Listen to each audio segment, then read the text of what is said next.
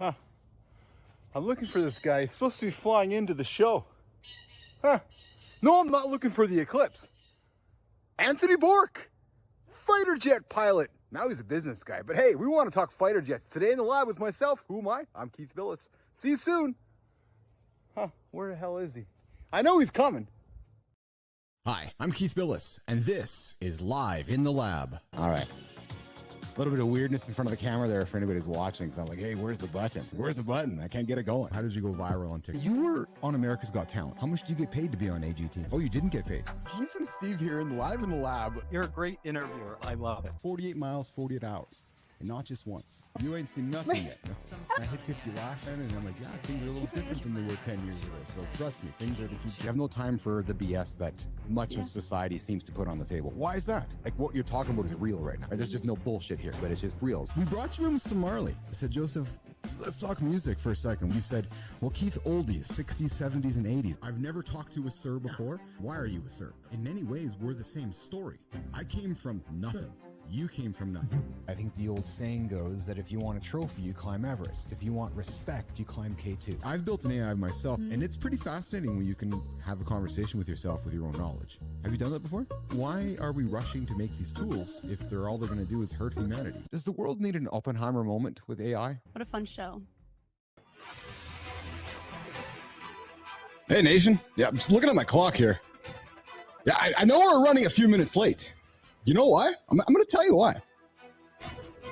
Yeah, I'm going to tell you why we're late. I was looking at the wrong camera. The guy forgot to start the jet. It's true. You saw me looking up there. I'm looking for the guy. I'm like, where's this major guy? Apparently, he flies fighter jets for a living. I'm looking at my watch. Hey, last time I checked, I think that if you're dropping bombs somewhere, you probably got to be on time. I'm thinking that there's no talent or no skill involved to be on time. Yet Major Anthony Bourke, an absolutely accomplished fighter jet guy, the guy's flown over 3,000 hours. He probably knows a little bit how to be on time.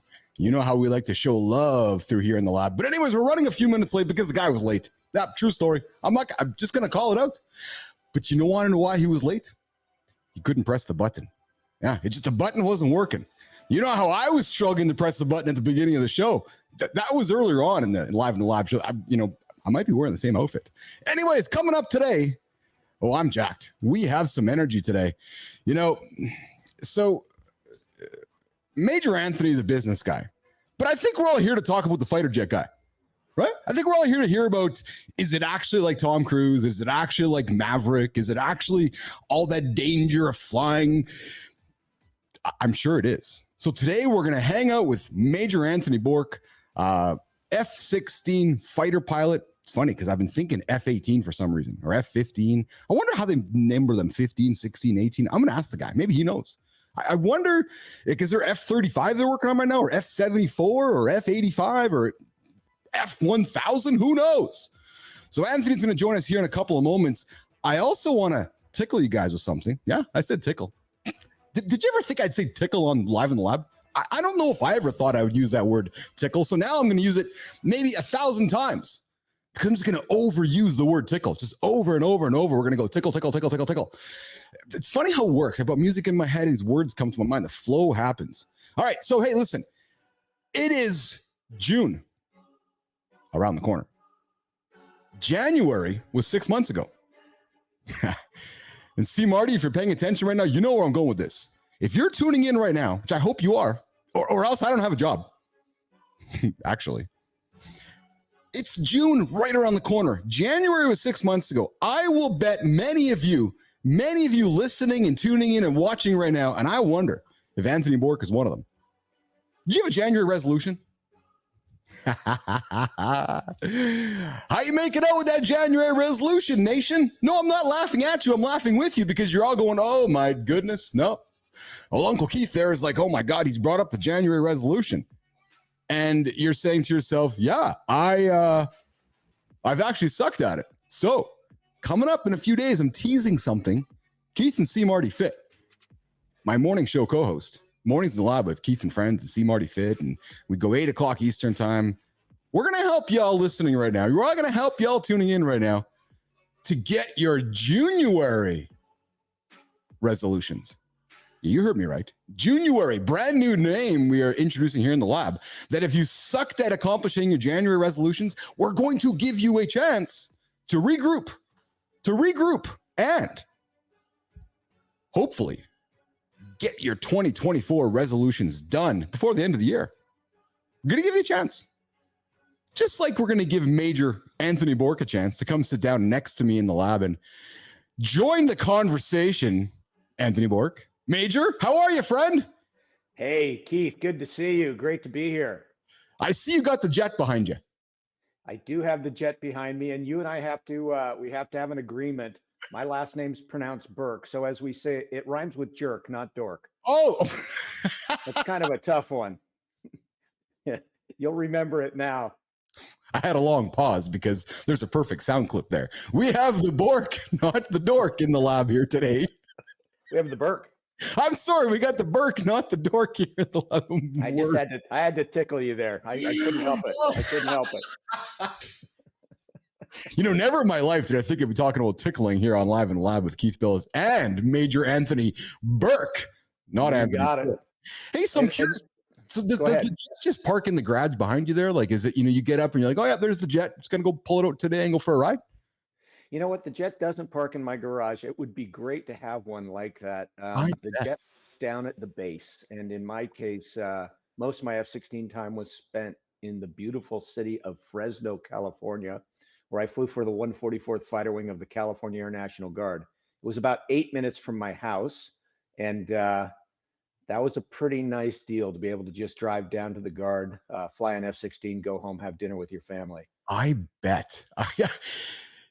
Like, actually, right? Get up, have breakfast, just get in the car, drive on down the street, get in the fighter jet, go fly around the sky for a little bit, and jump back in the car and head home, hang out with the family. Yeah, unbelievable. And most reservists, a lot of people think reservists are maybe flying 1 week in a month and 2 weeks a year, but most fighter reservists are flying about 2 days a week. So if you're not flying 2 days a week, you become what we call the squadron grape. Everybody squashes you because you're just not current. You're not up to speed. And so I tended to fly Wednesday nights and Friday afternoons. And then we did have drill 1 week in a month where I'd fly as well. And then we would deploy a couple weeks a year to usually some exotic foreign place. Can't talk about all those places, but yeah, flying over the California desert on Friday afternoon, it really doesn't get any better than that. So, I know we are here to talk about, the journey of your life and the business journey you've ended up, within. You've been named, I'm looking at my notes here, Inc. Magazine's 100 great leadership speakers for your next conference, accomplished much Mach2 Consulting on the business side of things. But truthfully, I really want to nerd out for the first bunch of our conversation around flying the jet, because I know that nation's tuning in today, wondering about the jet and wondering about, you speak about it so nonchalantly, right? It's like, I get up for breakfast, flew around the California countryside. Wednesday nights I flew, and then what was it? Wednesday nights and Friday mornings? Wednesday evenings and Friday afternoons was kind of my standard, unless I was traveling midweek. So yeah, that's right. And then every now and then you get the phone call to say, okay, Major, we need to head you. We need to fly you over this part of the world to go do a few things. And then you kind of just get up and head on into the jet and fly on over there. Just like it's like I'm driving to the grocery store. Yeah, I don't want to be too casual about it because it's a big time every time you do it. But I will tell you, Keith, training is everything. And, yes, I was trained to a level where, flying the jet was, I'm not going to call it commonplace, because every time you get in a jet like that, a $20 million fighter jet, you're on your game. You try to get in flow, you try to get in the zone, and you're prepared. But training is what allows you to be there and make it happen every time.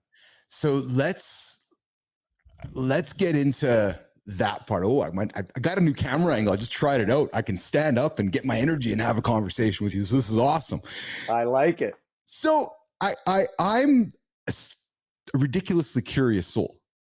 What was it like walking up to the ladder the first time in your life? You've been in the simulator. You spent hours and hours and hours in a box, in a room, in a simulator. You know how to fly the jet. But there's the first moment that your alarm clock goes off and this is the day that you're going to get into the $20 million machine and take it up into the sky. Now, is it with somebody? Is it by yourself? But I really want to pause and hone in on that moment of waking up that day, getting ready for it, the nerves. Like, take me behind those scenes. That makes me very curious. Yeah, that is a great question and a fun question. Obviously, I had been in Air Force pilot training before I got to fly the F-16. Yes. So I'd flown in a couple other jets, and I'd actually flew the F-4 Phantom before I flew the F-16. Okay. It really doesn't matter what jet we're talking about, though. You know, you go through quite a bit of training before you're allowed, you know, before, as we say, somebody throws you the keys and says that, you know, go out there and take her for a spin, you know, try not to break her. Like, so I got to interrupt you. Like, just that metaphor right there. Like, just anybody listening right now, like it's literally kind of like that, right? Because there's some dude who's got seniority on you. He's like, all right, Major, it's your turn to go drive the truck. Here's the keys. And, you know, in a metaphorical sense, but that's very much it, isn't it?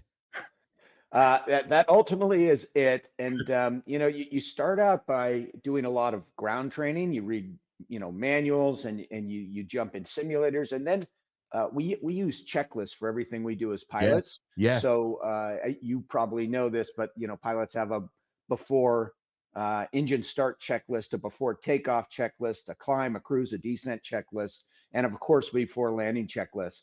And the checklists are kind of building blocks to training because we know you've read the manual, but you put the checklist in a fighter jet, you strap it to your leg.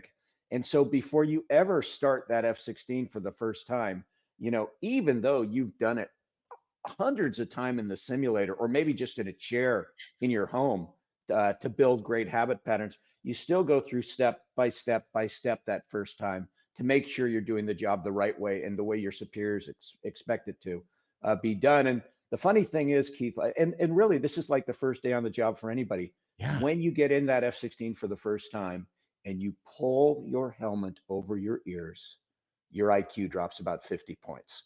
I mean, just bam, like that. The first day on the job is stressful. And that's why we fall back on checklists for, you know, really a period of time, probably for your first 100 flights, to make sure you're doing the job right every time. After you've flown, let's just call it 100 flights or 100 hours, Yes. because you use checklist early on, you start developing really good habit patterns and you learn to do things by memory. We call it by flow. And so you stop carrying that checklist on your leg. In my case, I would carry it in my helmet bag right next to me. Yeah. And I did most things by memory because I'm a single seat fighter pilot. I don't have time to constantly heads down. I just developed great habit patterns. With that said, when I'm running behind, when I'm maxed out, when I'm not thinking clearly, Yes. that's the time to pull that checklist back out and say, you know, I'm running behind. I've only got about 2 minutes to start this jet. I've got 3 other fighter pilots waiting for me. I probably did everything right, but let's just go through that checklist again real quick. I did this, did this, did this. Whoops, I missed step 4. Need to flip that switch. Now I'm good to go.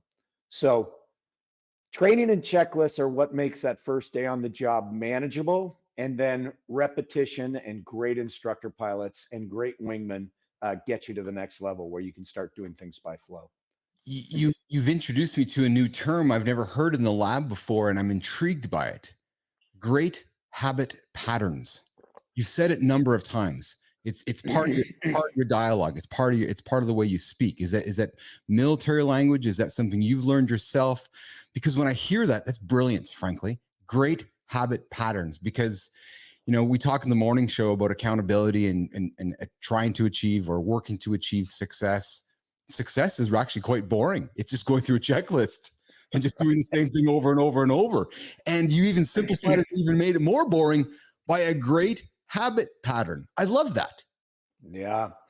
This is so funny. I wish my son was here. I have a 28-year-old son. I have 3 kids, but I have a 28-year-old son who is now a commercial pilot and instructor pilot. Yes. And in the early days of his life, I used to tell him, you know, he'd always go, Dad, do you know where my wallet is? Dad, do you know where the keys are? And I'd say, Liam, you got to develop good habit patterns. Put your wallet in the same place every time. You'll never have to look for it. put your keys in the same place every time. So, this is when you get in that jet, do business the same way every time. That takes so many variables out. Now, like in business, we know it's not going to go the same every time.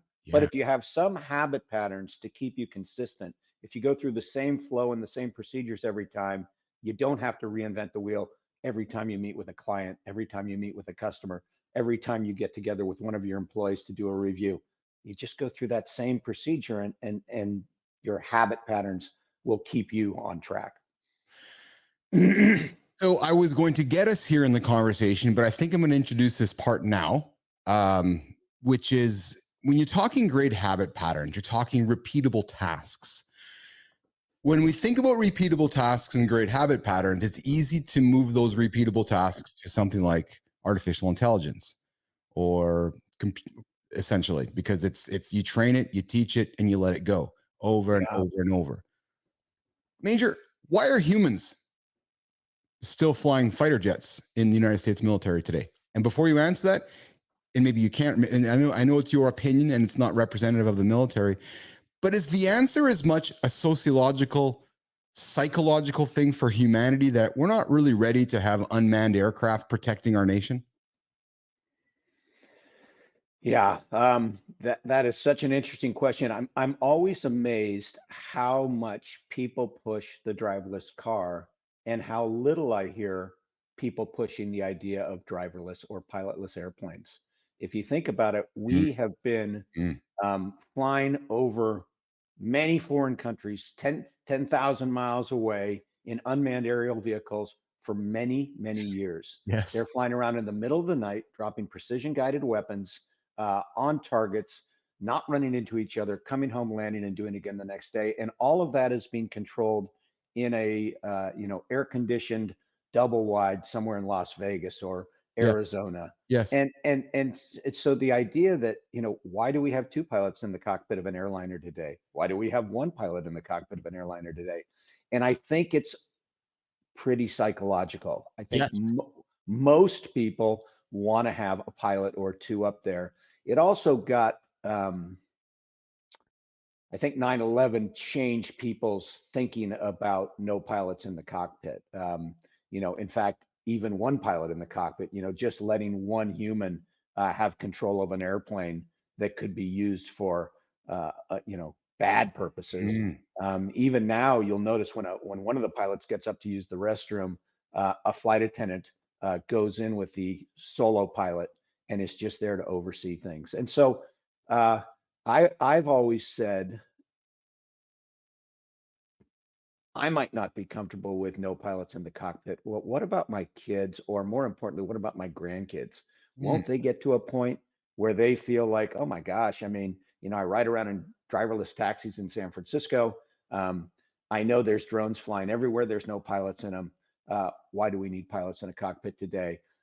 Some of that's AI, but some of it is just a dispatcher on the ground who can probably, if everything's going perfectly, that dispatcher's just sitting there drinking coffee. If not, one of the airplanes goes bad, he or she is there to get it back on track. Major, it makes me wonder out loud whether we might need a unfortunate circumstance happen globally where a jet is downed with many humans' lives lost, and maybe it's pilot error, where the discourse begins around, well, if we did this, this wouldn't happen, or we have the odds of it, less of it happening where human error happens. Because I do believe you're right. I think it's currently a generational societal issue where humans want to get on a plane. They want to see the pilot greeting them. They want to know that Major's heading home to his children and his grandchildren, and he has every motivation to land the airplane safely. Right. And so when I get on the plane, I'm like, okay, I meet this pilot. I talked to him for a couple seconds. I see, okay, he looks like he's a pretty good guy. I know he wants to get home today. So that means that I'm going to get home too. I think that probably largely is what keeps humans comfortable, frankly. Yeah, your interests are definitely aligned. Yes. Yeah, it's a tough one. I mean, it's funny you bring up due to human factors that we could have an accident. I mean, most recently, what's making the news is airplane problems due to non-human factors, manufacturing Yes. problems, Yes. and Ironic. hopefully that is ironic. Hopefully it gets corrected pretty quickly. There was a time when a high percentage of our accidents, and I'm going to say 50s, 60s, and 70s, kind of early years of jet aviation, Mhm. a high percentage of our accidents were due to human factors. And the airlines worked really hard to and let me just talk about that for a second. You know, what's a human factor accident? It's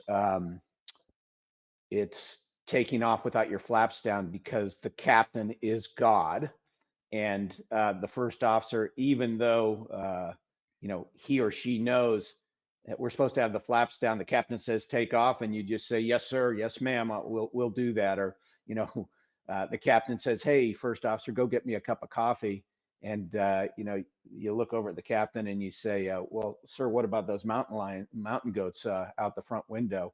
No, that's not what you'd say. You'd say, yes sir, would you like cream or sugar? And we were crashing airplanes and losing lives because the captain was God and nobody questioned him or her. Today, that's all changed. We introduced something called CRM, Crew Resource Management, which basically says the captain is still in charge. The captain's still the leader. The captain's number one responsible for the safe conduct of the flight. But it is always his or her job to solicit input for all decisions from all available resources: first officer, flight attendant, jump seater, ground crew person, air traffic control. So ultimately, the captain has all the best data or best inputs to make the right decision. With that said, if you are a first officer or you are a flight attendant or you're an air traffic controller, it is also always your responsibility to provide input when you see something that is either making you uncomfortable or that is unsafe, so that the captain, again, can make the right decisions. Yeah. So we've saved, and air travel has become so much safer because of that. We've saved, you know, countless lives because now that team is really working as a crew. We're not taking away captain's authority, but we're just making that captain a better leader by making him or her a great listener and a great decision maker. Interesting, because I'm sure in some instances, maybe that approach worked for some captains, but the CRM process makes it official, doesn't it? Where now the responsibility, now if something happens, there's a line of questioning that can happen. We can understand where the accountability failed, instead of the captain just, I've never heard about it before, when you said the captain acting as God. Oh yeah, and I think the same is true in healthcare. Uh-huh. You know, Oh. where the surgeon is God, and you know, I think there's, I don't know the statistics currently, but something like 21 lives lost almost every hour due to preventable medical mistakes. And so much of it is this idea that the surgeon is God. Don't question him or her. Just do what they say. Healthcare has changed their views based on CRM, and Mhm. they're now employing CRM in the operating room, in the emergency room, in hospitals around the country. So there was a pretty big transition early on, and now I'm talking late 60s, early 70s, because you had a culture in aviation that said, if I'm the captain, or in tactical aviation in a fighter jet, if I'm the flight lead and you're my wingman, you know, I only want to hear two things from you. Yes, sir. Two, which is acknowledging my commands, and bingo, I'm out of gas, I need to go home. Other than that, just do what I tell you. And Okay. I guess the third one is I'm on fire. You know, they'd want to hear that. But other than that, you know, just shut your mouth and be a good wingman. That's totally changed today, and I think much for the better. Major, have you heard those words, I'm on fire? Or have you articulated those words, I'm on fire, and not in a simulated instance? And Keith, I got to tell you, most people call me AB. You can call me Major. It feels so good. But most people call me AB. That's my call sign. Okay. Yeah. It stands for my initials, Anthony Bourke. And it's also how fighter pilots refer to afterburner. That is the throttle position of choice when you're trying to go somewhere in a hurry, full afterburner or full AB. So anyway, feel free to call me AB if you so desire. Um, yeah, you're bringing up kind of a funny story. Early in my career, I was flying an F4 Phantom. We were selling our F4s to the Koreans, the South Koreans, And at the time I was flying out of the 108th TAC Fighter Wing in beautiful McGuire Air Force Base, New Jersey. So my first leg of delivering these F4 Phantoms was to fly from New Jersey to Los Angeles, Southern California, March Air Force Base. We were going to spend the night, and then we were going to press on and go to Hawaii the next day. Did I lose you for a second? Can you hear me okay, Keith? Yeah, I can hear you. Yeah, I got lost for a second there, but I'm here. Keep going, my friend. That's cool. Anyway, I'm somewhere over Oklahoma City, really looking forward to a night in Southern California and a couple nights in Hawaii on the way to Korea. And the F4 Phantom had a oral warning system that fighter pilots affectionately call Bitching Betty. And Bitching Betty lets you know when things aren't going so well. So Bitching Betty could say, warning, altitude, meaning you're too low to the ground. Pull Yes. up, pull up. Or she could say something like, warning, engine overheat, warning. And as I'm over Oklahoma City, I had a little red light in my forward instrument panel that had 4 letters on it. By the way, red is bad. That's an emergency. Yellow lights are cautionary, and green lights are generally good. So think about green lights. When you put your landing gear down, you get 3 green lights illuminating, indicating that both main gear and the nose gear are down. Red lights are bad. This light came on, it started flickering, and it had 4 letters on it, OVHT. And simultaneously, my little friend Betty said, warning, overheat, warning, engine overheat. Oh, no. And I said to my flight lead, actually my squadron commander at the time, hey, I got this red light flickering on and off in the cockpit. And he said, oh, yeah? Well, what's it say? And I said, it says overheat. And he said, and we had some problems with the fire detection system at the Okay. time. So, there's this kind of question, well, could this be a false warning?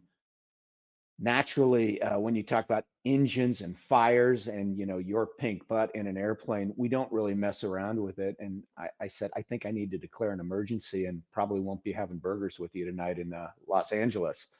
And so I declared an emergency. The procedure is to shut the engine down. So I shut the engine down and ended up diverting to a base in New Mexico. And that was the only time in real life that I landed an F4 Phantom with just one engine. And by the grace of God and some good training, we actually pulled that off. And my wingman went off to California. I was flown commercial to LA the next day, Yeah. picked up another jet, and off we went to Hawaii and then Guam and ultimately Korea. So that was a little bit of a pucker factor because nobody wants to catch on fire in a small airplane. So AB, when that's happening, my mind is racing to like, is there anywhere in that protocol where you eject, or is the protocol find the nearest place to land? Yeah, first choice would be to, in that situation, the checklist would say something. And again, in emergencies, we always pull out our checklist because we're not thinking clearly. Yes. Tension is risen, and we need to Yes. do the right thing the first time, every time. So in this case, the checklist took me to a place that said you need to shut down the engine, and hopefully shutting down that engine makes sure that that a fire can't burn if the engine is off. Right. So that's first choice, is to shut down the engine and land the airplane safely.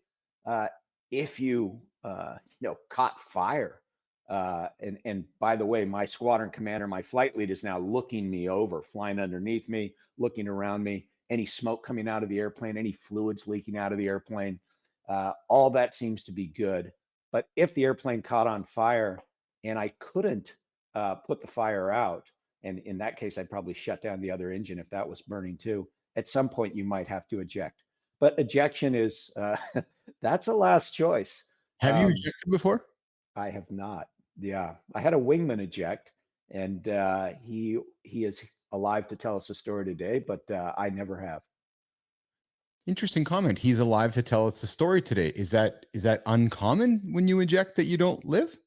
The ejection seats today are so good that if you eject in what's considered a safe envelope, Yes. enough above the ground, and you can actually eject inverted today. There's a gyro in the seat. It comes out, it rights you, it separates you from the seat, and then your parachute comes out and you land. Um, you should survive an ejection today, Whoa. but things can happen. No kidding. And then what leads my curiosity, AB, is all right. So you eject from the airplane. You're flying over the U.S. somewhere. Where's the airplane crashing into? Yeah, if you have if you have the, the the good fortune to have what's called a controlled ejection, you're probably going to direct that airplane in a direction that is safe. Not Um, populated, right? yeah, a perfect one would be out over the Pacific Ocean or the Yes. Atlantic Ocean, or a cornfield in the middle of Kansas. Yes. Uh, if in an F-16, a single engine airplane, if you lose your engine on takeoff, for example, there are some emergency procedures that you commit to memory. I haven't flown an F-16 in 20 years, but I still remember what happens if I lose my engine on takeoff. Zoom, zoom up, pull the nose up away from the ground, stores jettison, get as much drag off the airplane as possible, eject. And you really don't have much more time than that. Zoom, stores jettison, try to find a safe place to point that thing, eject, because you are basically a lawn dart at that point. You're not going to fly much more without power. Have you taken off and landed on aircraft carriers? uh, the Navy takes off and lands on aircraft carriers. My father was a Navy pilot. He Oh, flew okay. A4 Phantoms. He did that many times. I've had the really, I'll call it good fortune to land on an aircraft carrier through Oh, a program where the Navy takes business people out on aircraft carriers. And in fact, I took not only some business associates, but my father on that trip. oh, We landed in what's called the COD, the airplane that kind of moves mail and people back and forth. So I did a tailhook arrest. We spent the night on the aircraft carrier, watched daytime flight ops, watched nighttime flight ops, and then we took off the next morning. So I have one cat shot. And I've done that trip twice. The second time I did it, they flew us out in an Osprey, which is yes. that airplane that looks like an airplane, acts like an airplane, but also can switch the engines up and become a helicopter. And Yes. so that was pretty cool too. And I just did that last December. That was a life-changing experience. Really cool. I have a brother-in-law who's a commercial pilot, and one thing I love about I'll put you guys, because I'm suspecting you're the same. You guys love aviation. You love your airplanes. You nerd out on them. You try to get onto different seats, onto different rides. Am I right about that? You as well? I think most pilots are aviation geeks. And Yes. I always joke being in a fighter squadron is like being in a motorcycle gang or a fishing club.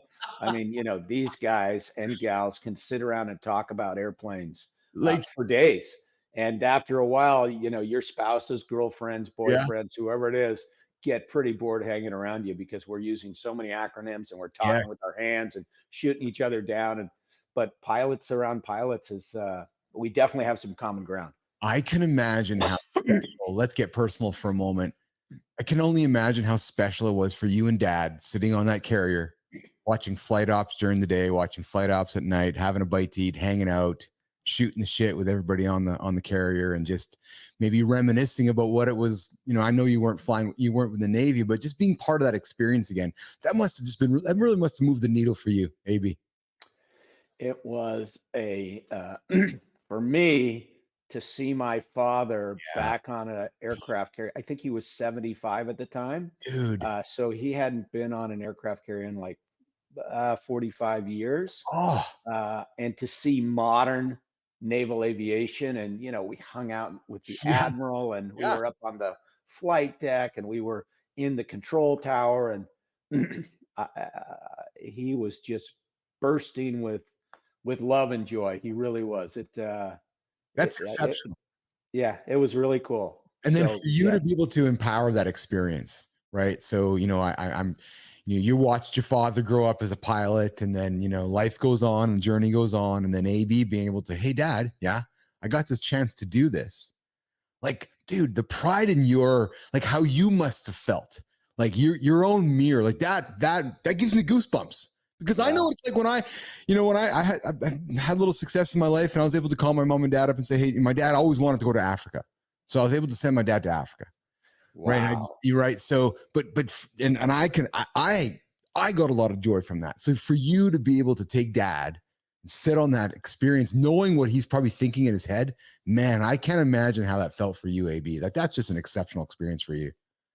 It felt good. And Yeah. if we hadn't done it, I would have regretted it. I knew Yes. about the opportunity and I didn't know if it was come together. He had pretty bad knees, pretty arthritic knees. Yeah. And when you're on these aircraft carriers, I can't remember the exact number, but they're really like 20 stories. About 5 stories are above the water, and there's about 15 or 20 more that are below the water. And so they get up and down these levels. There's not like elevators. They call them ladders, and they're essentially super steep stairs that you go up and down all the time. And we spent essentially 24 hours going up and down these ladders. And I thought, because they ask you anything that'll prevent you from going up and down these ladders, and I You're just thinking, yeah, filled it out. But my dad, no problem at all. He's going to be good, and he never once complained. A year later, he couldn't have done it, but he pulled it off that day. It was great. AB, I want to pivot back to something you said in our conversation, and I read in my notes. You were one of, or you were part of 911.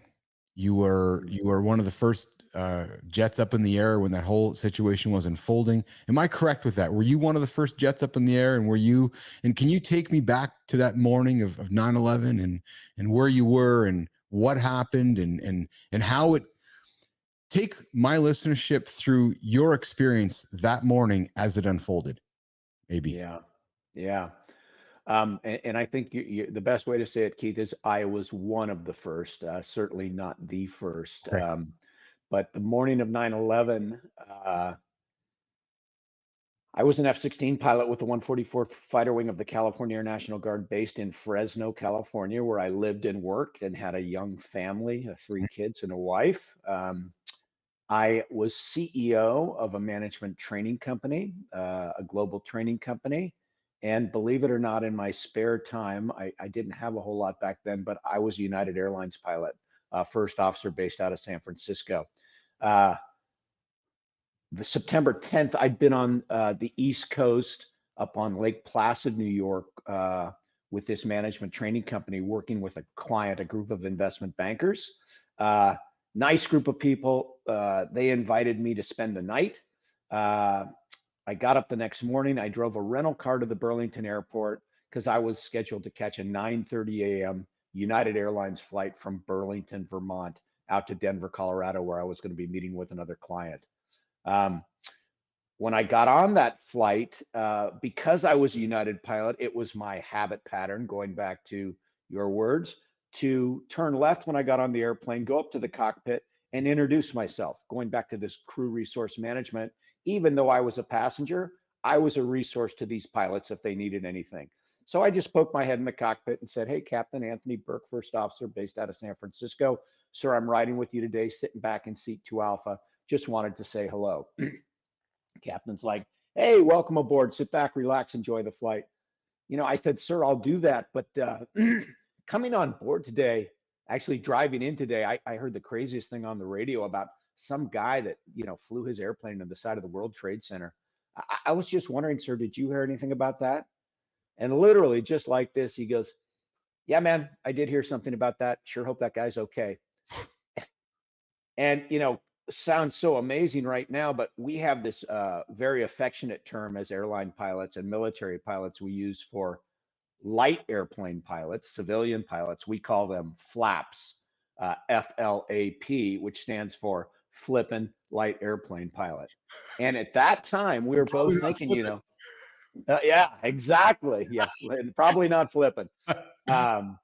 What kind of flap would have flown their Cessna 182 into the side of the World Trade Center, and how bad did they get hurt? How far did they bounce? And that was the end of our conversation. I mean, we both had a chuckle. I went back and sat in my seat. I started reading the newspaper, and about 5 minutes later, the first flight attendant comes up to my seat. Pretty uncomfortable conversation. She's uncomfortable, and um, first officer Burke, the captain would like to see you in the cockpit. I look at her like, all right, pretty unusual just before departure. But I set down the newspaper. I head up into the cockpit. You probably know, Keith, this is a tight space. So now it's me, the captain, the first officer, and the first flight attendant all smushed in there. The captain leans back. He closes the cockpit door and he hands me a piece of paper that has just come off the onboard printer. I look at it, it's from our United Airlines corporate headquarters, and it says, we've experienced a major catastrophe. We've activated the Emergency Operations Center. Stand by for further words. I mean, all of us looked at each other in complete awe. No one in that airplane having any idea of what could have possibly occurred to have our company headquarters send a message like that. 5 minutes later, the flight's canceled. I get off of that airplane. I walk out in the terminal and I saw on the television monitors exactly what you saw. Yeah. And I said, my gosh, how can I help? I figured out pretty quickly there was an F16 squadron right on the other side of that field in Vermont, in Burlington, Vermont, the 134th Fighter Squadron of the Vermont Air National Guard. So I picked up my cell phone. I called their squadron commander and I said, hey, sir, Major Anthony Bourke, F16 pilot, 144th Fighter Wing, California Air National Guard. Sir, I'm stuck here in Burlington, just saw what happened on the TV, was wondering if I could help. Yeah, as you can imagine, a very long silence on the other end of the line. And then he says, dude, what size boots do you wear? He said, I've just been tasked to fly Homeland Defense 24/7 over New York City. I've only got 11 pilots here right now. I need 12 pilots to do the mission. Get over here as quick as you can. I can't do the mission without you. So, I mean, literally hang up with him, sprint out to the curb, jump in a taxi. We speed around the field. 10 minutes later, I come onto a brand new base. They give me new flight suit, new boots, new harness, new helmets, everything I need to fly the jet. I meet the other 11 pilots. I sit down with a brand new wingman who I've never met. We have a briefing of our own to try to get me up to speed on local procedures, how we're going to operate as a two-ship, things I need to know about the local area. And then just a few hours later, I find myself taking off in a jet I've never flown, flying with a wingman I've never met, flying in airspace that I'd never flown in. And yet going back to that training we talked about at the beginning, thanks to my training, thanks to the standards we've developed in the Air Force, I kind of felt like I was flying the mission for the 100th time. I just went into, this is jet mode. This is how we do business. So yeah, crazy story. I'm pausing because I'm taking it all in. Yeah. What I'm taking in as much, AB, is how, I'll use this word, how nonchalant it seemed. When I know there was urgency, but yet it seemed also, and maybe nonchalant's not the right word, but procedural. Okay, this happened. You're like, all right, I'm going to pick up the phone. I'm going to offer help. But there's a life lesson there.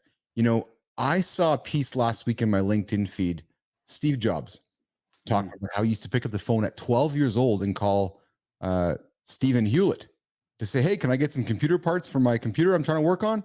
Really? And the guy always said yes. The message that Jobs had was, never be afraid to pick up the phone and ask for help, because more than likely the person on the other line, most human beings, AB, most human beings are going to say, yeah, I can use your help. Yeah. Or I'd love to help you. Or I'd love to help you. But the fact that you, in this historical moment of crisis, like the procedurals picked in, you said, here's who I am. Here's what I can do. Can I help? And they took you up on it. And next thing you're in the taxi. And what'd you say to the taxi driver? Because he probably knows what's going on. And you're like, I got to get over there because I'm getting on that airplane to get on over to New York City. Yeah, he got on board pretty quick. He was he punched it, man. We were, and so incredible because now it's probably, let's just say 11 a.m. So both towers have come down. Yes, it's not that long afterwards. No, and I come on this base. This is an Air National Guard base that normally, yes, there's security. You have to get through a gate, but it's not like a wartime posture. We get to the gate, and there's already amazed to get to the front gate. These guys are in full, battle regalia. There's sandbags everywhere. They did a thorough inspection of the car. They did a thorough inspection of me before we could ever get on base. I mean, bam, all the systems that were set in place to happen, they all worked. Everybody got on board and went to work. So, So AB, how long did it it take wasn't nonchalant. I just want to tell you that I didn't feel nonchalant. It felt there was a lot of urgency, but we got to be pros too. We can't Yes. just flip out. So now it's kind of like Well, it's just go procedural. time. It's Yeah, go and, time. and my wrong, incorrect choice of words being nonchalant. It I guess more. I think that if I was to correct myself, it sounded very procedural. Yeah. You as a pilot, you as a member of the military, as took your oath to say, okay, what can I do to help? And then this thing started happening. So, AB, when you're getting in an airplane, you're taking off from was it Fresno?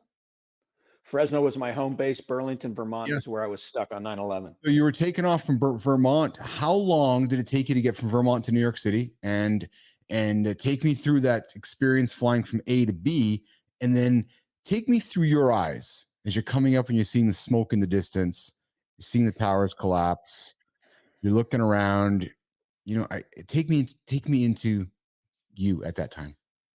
Yeah, so Burlington, Vermont is 300 miles, essentially north of New York City, Mhm. straight up the Hudson River. Mhm. And when I took off, first of all, I'm flying over my own country with an airplane that's loaded with, 4 missiles, a full load in the gun, and these aren't practice rounds. This is real. So that feels different. We're arming up systems. We take off, we're passing 18,000 feet, and it's pretty normal for us to request an altitude block, let's just say 22 to 26,000 feet, so we can test our weapon systems, make sure everything's working before we go into a combat type environment. And so we check in with ATC and say, we'd like an altitude block 22 to 26,000 feet. And they say, you can have any altitude you want. You're the only 2 airplanes in the sky. And the gravity of that statement, because I'm talking to New York Center. Yes. New York Center controls the busiest airspace in the world. Man, that hit like just a lightning bolt. And then I'm thinking to myself, well, where are we going? And before I even dial it into my computer where I need to go, I look to my left and I can see 300 miles away. If you remember, the weather on 9/11 was crystal clear. Yes. 300 miles away, I can see the smoke. I can see the exact site. And it's like, that's where we're going. And that one, that's another lightning bolt to the head. And it just feels like, wow, this is real. And I was on a business trip a few hours ago, and now I'm in a fully loaded jet with live weapons over my own country. And the next thing that kind of hit me, at least, was I'm not sure I signed up for this job, because I kind of signed up for an Air Force where we would be deploying our F-16s thousands of miles away to some foreign land where I would be defending my country's interests against known threats and known adversaries. And now I'm flying Homeland Defense over my own country, and quite possibly the mission is to shoot down, large commercial airliners over my own country filled with US citizens. And, keep this in mind.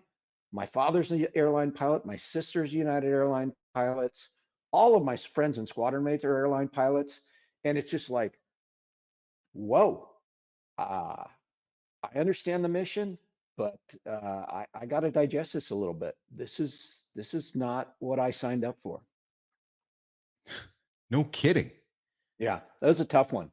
And of course, the other thing you're thinking a lot about is, gosh, if these terrorists were so successful in this first mission of taking down both World Trade Center towers, based on the information we had at the time, wow, they really have their stuff together. Like, what's next? What's phase 2? What's phase 3? What's phase 4? Is there an anthrax attack coming next? And how could I defend against that from a jet in the air? Are there dirty nukes coming into some of our harbors? And what tactics will you use there? So it was just a really, really strange time. So AB, you're in the air. You're flying into New York City. You get to the site. I'm sure I've watched enough footage to probably see some jets in the air. Maybe you were one of them, but you get to the site. What happens? Are you circling? Are you doing like what's the procedure during that moment in time? How long were you up there? When did they say, okay, AB, it's time to go home? How did you feel about having to go home and leave the site because you're a proud American? You're there to defend your country. Once you got over the mindset of, okay, I didn't sign up for this, but now that I'm here, I guess I did sign up for this. So take me through those moments once you get there, AB.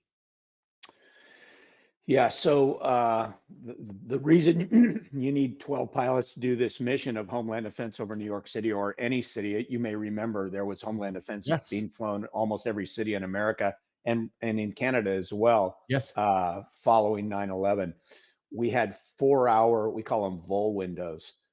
That's where we're going to be over New York for 4 hours. So you're going to take off about 45 minutes prior to that. That gives you the chance to get there in a timely manner, show up and be ready to relieve the group that's before you. I see. Two leave, two come in. And the only other airplane in the sky at that time was a KC-135 air refueling tanker. We say KC-135 pilots, their mission is to fly around and pass gas. Super, super sexy job. And they're up above us, like at kind of 25,000 feet. And they're there because it's a generally about a 6-hour mission, and we'll probably need to refuel to stay up that long. You check in with a controller, you get handed off by ATC who got you there.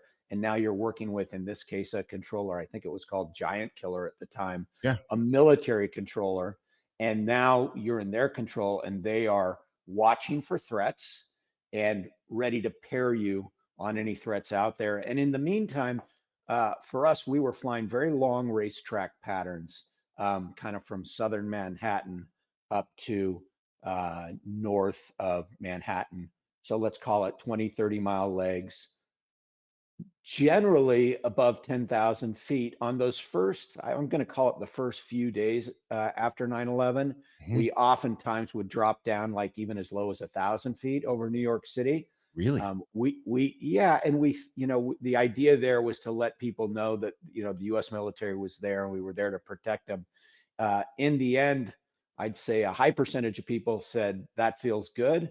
And some other percentage of people said, man, you're scaring the hell out of me. I don't want to see more jets coming by at low altitude. And so we ultimately pushed it up and we were almost always above 10,000 feet and sometimes even higher, unless we were getting paired on a threat. And so now you're up there, you're flying these long racetrack patterns, waiting for Giant Killer to say, hey, I've got an unknown rider. And they use we have a system for identifying where that would be. Bullseye 18055. Bullseye is a common reference point that we're all playing off of. So 180 would be south of the bullseye, 55 miles. So we can swing to that position, start getting our radar.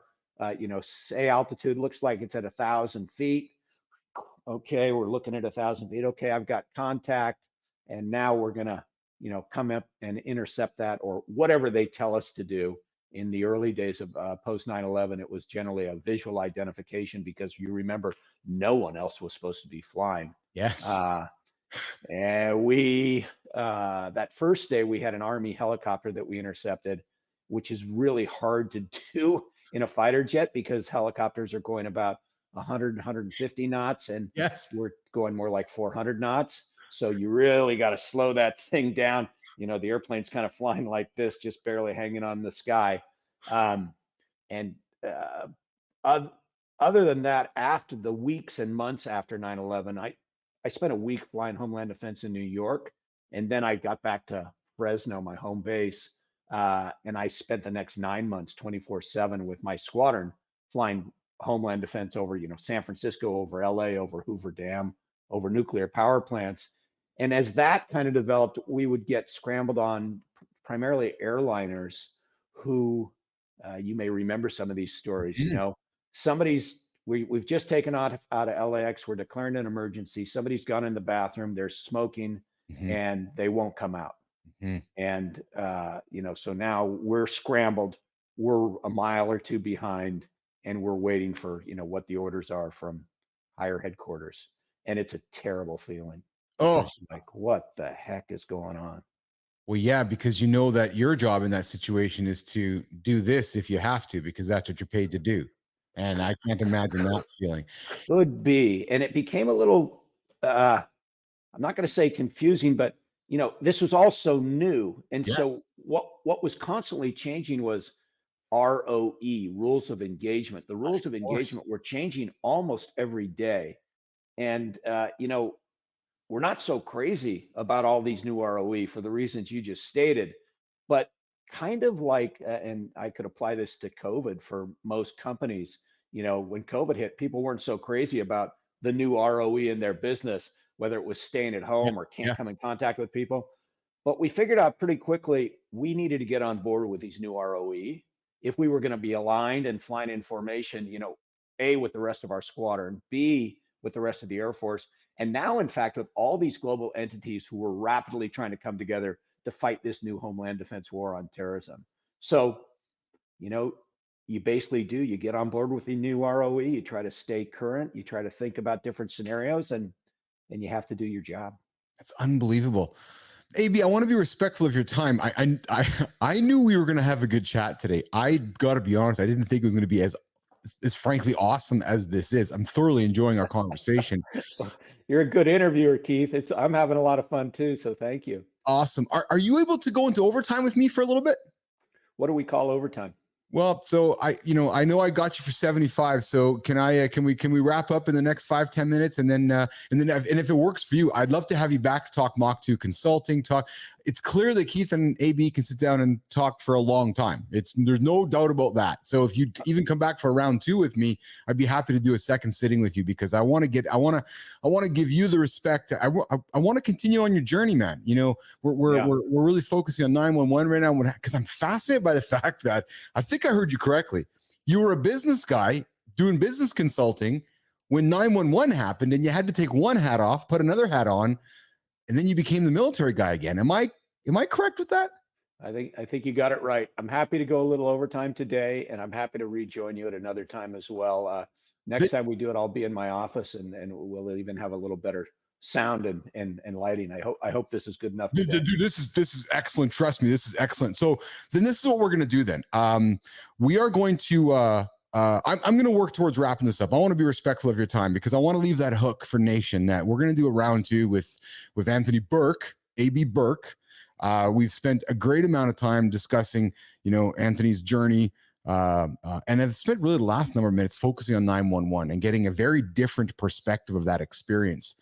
And then when we come back, Anthony, I want to talk Mach2 Consulting. I want to talk about your business career. I want to talk about how you took everything you learned, as a fighter pilot, and how it's translated into business, because I'm suspecting the habit forming, the habits and the checklists and those things that you've done to be successful in the military are obviously very important things to be successful in business.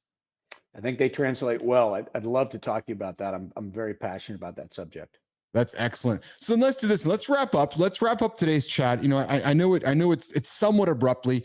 When we come back, I'm literally gonna seamlessly weave from part 1 to part 2. I'm gonna leave this hook here, Nation, before we say goodbye to Anthony. The fact that you were on an airplane in Vermont for business, 911 happens, and you end up going into fighter pilot mode, that says a lot to me about you as a human being. And I want to leave that there so we can come back and tell story number 2. It's man, the stories you can tell your grandchildren, your children, and about the historical event in American society, you had a front row seat of it. Yeah, I really did. You really did. You really did. AB, thanks for joining me here today in the lab. So we're not saying goodbye. We're going to say see you later. So I'm going to ask you to hang tight in the green room. I'm going to say goodbye to Nation, then I'm going to come back and walk you out. Okay. Roger that, Keith. Thanks for having me on today. I really have enjoyed this. Yeah, you and me both, my friend. You and me absolutely both. So hang tight. I want to be respectful for your time so you can get your next appointment. So we're going to stick Anthony here. I'm going to stick around here for a quick second. Man, that was... I got to bring this music back because that just kind of jives it up, right? That was exceptional. We clearly could have talked for many hours, but we're going to end it here after the 1 hour break. I'm going to invite you guys back for round two. We're going to get Anthony back in the lab here for round two, and we're going to talk about how his experiences in the military, his experiences in 911 have translated to his experiences with Mach2 Consulting and his experiences with business. It's clear there's an intersection of both. So you guys have a great afternoon. We'll see you guys tomorrow mornings in the lab. You know how we roll. And we're talking January. It's coming up. I'm not going to date this thing. It's coming up. All right, I'm going to get out of here, go walk AB out of the lab, maybe over to his fighter jet. See you guys later.